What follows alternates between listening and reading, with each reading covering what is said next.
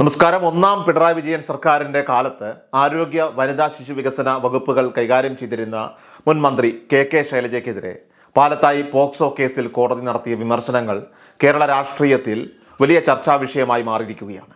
പ്രളയകാലത്തെയും Covid പ്രതിരോധത്തിലെയും ഒക്കെ തന്നെ മികച്ച പ്രവർത്തനങ്ങളിലൂടെ ദേശീയ തലത്തിൽ വരെ പ്രശംസ നേടിയിരുന്ന ഒരു മന്ത്രിയുടെ ഭരണപരമായിട്ടുള്ള മേൽനോട്ടത്തിൽ സ്വന്തം മണ്ഡലത്തിലെ അതീവ ഗുരുതരമായിട്ടുള്ള ഒരു വിഷയത്തിൽ സംഭവിച്ച വീഴ്ച ഭരണനിർവഹണത്തിലെ ഉത്തരവാദിത്വമില്ലായ്മയുടെ ഗൗരവം വ്യക്തമാക്കുകയാണ്. ഒരു വശത്ത് പ്രശംസകൾ ഉയരുമ്പോൾ മറുവശത്ത് അതിജീവിതയായിട്ടുള്ള ഒരു പെൺകുട്ടിയുടെ നീതിക്കായിട്ടുള്ള കാത്തിരിപ്പിനും മാനസികാരോഗ്യത്തിനും വേണ്ടി പ്രതികരിക്കാനോ ഇടപെടാനോ മന്ത്രി തയ്യാറായില്ല എന്നത് അത് നീതിന്യായ വ്യവസ്ഥയുടെ ശ്രദ്ധയിൽപ്പെടുകയും രൂക്ഷമായ വിമർശനത്തിന് വഴിയൊരുക്കുകയും ചെയ്തു. ഇത്രയും നിർണായകമായ ഒരു വിഷയത്തിൽ നടപടിയെടുക്കുന്നതിൽ അന്നത്തെ മന്ത്രി കാണിച്ച അനാസ്ഥ വകുപ്പിന്റെ സുതാര്യതയിലും ഭരണകൂടത്തിന്റെ സ്ത്രീ സുരക്ഷാ പ്രതിബദ്ധതയിലുമൊക്കെ തന്നെ സംശയമുണർത്തുന്നതായിരുന്നു. ഈ കേസിലെ അതീവ പ്രധാനപ്പെട്ട വിഷയങ്ങളിലൊന്ന് അത് ഇരയായിട്ടുള്ള കുട്ടിയെ കൗൺസിലിങ്ങിന് വിധേയയാക്കിയ രീതിയാണ്. കുട്ടിയെ മാനസികമായിട്ട് തളർത്താനും മൊഴിയിൽ ആശയക്കുഴപ്പമുണ്ടാക്കാനും ശ്രമിച്ച വനിതാ ശിശു വികസന വകുപ്പിലെ കൗൺസിലർക്കെതിരെ കോടതി ഗുരുതരമായ നിരീക്ഷണങ്ങൾ നടത്തുകയുണ്ടായി. കുട്ടിയോട് മോശമായ ചോദ്യങ്ങൾ ചോദിക്കുകയും ബുദ്ധിമുട്ടിക്കുകയും ചെയ്ത ഈ കൗൺസിലർമാർ തങ്ങളുടെ ഔദ്യോഗിക പദവി ദുരുപയോഗം ചെയ്തു എന്ന് കോടതി വിധിന്യായത്തിൽ വളരെ വ്യക്തമായ രീതിയിൽ ചൂണ്ടിക്കാട്ടി. ഈ നിരീക്ഷണങ്ങളുടെ അടിസ്ഥാനത്തിലാണ് നിലവിൽ ഈ കൗൺസിലറെ അന്വേഷണ വിധേയമായി സസ്പെൻഡ് ചെയ്തിരിക്കുന്നത്. പാലത്തായി പീഡനക്കേസിന്റെ വിധി പ്രസ്താവിക്കവേ കുട്ടിയെ മാനസികമായി തകർക്കാൻ ശ്രമിച്ച കൗൺസിലർമാർക്ക് ജോലിയിൽ തുടരാനായിട്ട് അനുവാദമില്ലെന്ന് കോടതി വ്യക്തമാക്കുകയുണ്ടായി. അതിജീവിതയെ കൗൺസിലിംഗ് ചെയ്തവർക്കെതിരായ പരാതിയിൽ അന്നത്തെ വകുപ്പ് മന്ത്രി എന്ന നിലയിൽ കെ ശൈലജ നടപടിയെടുക്കുന്നതിൽ പരാജയപ്പെട്ടുവെന്ന് കോടതി നിരീക്ഷിച്ചു. അന്നത്തെ വനിതാ ശിശുക്ഷേമ വകുപ്പ് മന്ത്രിയായിരുന്ന കെ ശൈലജ സ്വന്തം മണ്ഡലത്തിൽ നടന്ന ഒരു പോക്സോ കേസിൽ അതിജീവിതയുടെ പരാതി കേൾക്കാനോ തൻ്റെ വകുപ്പിന്റെ കീഴിലുള്ള പ്രശ്നങ്ങൾ പരിഹരിക്കാനോ തയ്യാറായില്ല എന്ന ഗൗരവമായിട്ടുള്ള പരാമർശം അത് കോടതിയുടെ വിധിന്യായത്തിൽ വ്യക്തമായി രേഖപ്പെടുത്തിയിട്ടുണ്ട്.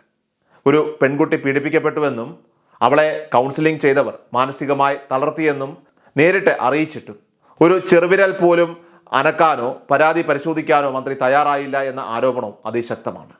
അതുകൊണ്ട് തന്നെയാണ് മോശമായി പെരുമാറിയ കൗൺസിലർമാരെ പിരിച്ചുവിടാനായിട്ട് കോടതി നിർദ്ദേശം നൽകേണ്ടി വന്നത്. ഇത്രയും വലിയൊരു ക്രൂര സംഭവം സ്വന്തം മണ്ഡലത്തിൽ നടന്നിട്ടും മന്ത്രിയുടെ ഭാഗത്തു നിന്നും അനാസ്ഥയുണ്ടായെന്ന് അന്ന് മുതൽ തന്നെ വിമർശനം ഉയർന്നിരുന്നു.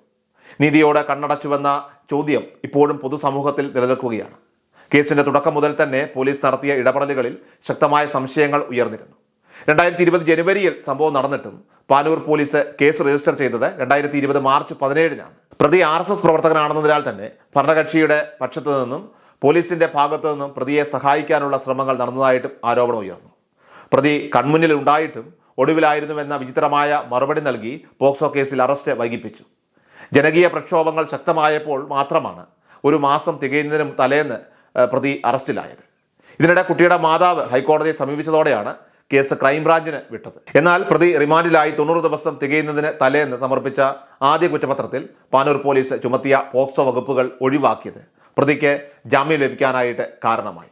ക്രൈംബ്രാഞ്ച് ഇത് ഇടക്കാല കുറ്റപത്രമാണെന്ന് വിശദീകരിച്ചെങ്കിലും വിവാദങ്ങൾ പെരുമഴ പോലെ വീണ്ടും ഉയർന്നു. ക്രൈംബ്രാഞ്ച് AG S ശ്രീജിത്ത് നടത്തിയ വിവാദപരമായിട്ടുള്ള പരാമർശങ്ങൾ ഈ കേസിനെ കൂടുതൽ പ്രക്ഷുബ്ധമാക്കി. അതിജീവിതയായിട്ടുള്ള 10 വയസ്സുകാരി കള്ളം പറയുന്നുവെന്ന നിലയിലുള്ള അദ്ദേഹത്തിന്റെ പരാമർശം കോടതിയെ പോലും ഞെട്ടിച്ചു.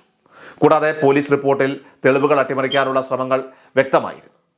പീഡനം നടന്ന തീയതി തെറ്റായി രേഖപ്പെടുത്താനും പ്രതിയുടെ സ്കൂളിലെ ഹാജർ നില തെറ്റായി ചിത്രീകരിക്കാനും മൊബൈൽ ടവർ ലൊക്കേഷനിലൂടെ തെറ്റിദ്ധരിപ്പിക്കാനും ശ്രമങ്ങൾ നടന്നു. പീഡനം നടന്ന ശുചിമുറി പോലും മറ്റൊന്നായിട്ട് ചിത്രീകരിക്കുകയും കുട്ടി സ്കൂളിൽ ഹാജരാകാത്ത ദിവസം ഹാജർ രേഖപ്പെടുത്തുകയും ചെയ്തു. പോലീസ് റിപ്പോർട്ടിലെ ഇത്തരം ഒട്ടേറെ പഴുതുകൾ കേസ് അട്ടിമറിക്കാനുള്ള ശ്രമങ്ങൾ നടന്നുവെന്ന സംശയം ബലപ്പെടുത്തുന്നതായിരുന്നു. വകുപ്പ് മന്ത്രിയും അതോടൊപ്പം തന്നെ മുഖ്യമന്ത്രിയും താമസിക്കുന്ന നാട്ടിൽ തന്നെയാണ് ഈ കേസ് അട്ടിമറിക്കാൻ പോലീസ് എല്ലാ കള്ളക്കളികളും കളിച്ചത് എന്നതും ശ്രദ്ധേയമാണ്. എല്ലാ പ്രതിസന്ധികൾക്കും ഒടുവിൽ 5 വർഷങ്ങൾ നീണ്ട നിയമ പോരാട്ടത്തിനൊടുവിലാണ് നീതി ഇപ്പോൾ വിജയിച്ചിരിക്കുന്നത്. ഹൈക്കോടതിയുടെ മേൽനോട്ടത്തിൽ പുതിയ അന്വേഷണ സംഘത്തെ നിയമിക്കുകയും പോക്സോ ചുമത്തി അന്തിമ കുറ്റപത്രം നൽകുകയും ചെയ്തതിനു ശേഷം കഴിഞ്ഞ ശിശുദിനത്തിലാണ് പ്രതി കുറ്റക്കാരനാണെന്ന് കോടതി കണ്ടെത്തിയത്. പിറ്റേന്ന് തന്നെ ശിക്ഷാവിധി പ്രസ്താവിക്കുകയും ചെയ്തു.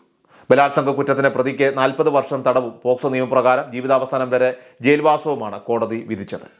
എന്നാൽ ഈ കേസിൽ ഹൈക്കോടതിയിൽ വന്ന വിമർശനങ്ങൾ പിണറായി സർക്കാരിൻ്റെ സ്ത്രീ സുരക്ഷാ വാദങ്ങൾ പൂർണ്ണമായിട്ട് പരാജയമായിരുന്നുവെന്ന് തെളിയിക്കുന്നതാണ്. ഭരണകൂടം രാഷ്ട്രീയപരമായിട്ടുള്ള ഇടപെടലുകൾ നടത്തി പ്രതിയായ BJP പ്രവർത്തകനെ സഹായിക്കാൻ കൂട്ടുനിന്നു എന്ന ആരോപണവും ഈ കോടതി പരാമർശത്തിലൂടെ വീണ്ടും ശക്തിപ്പെടുകയാണ്.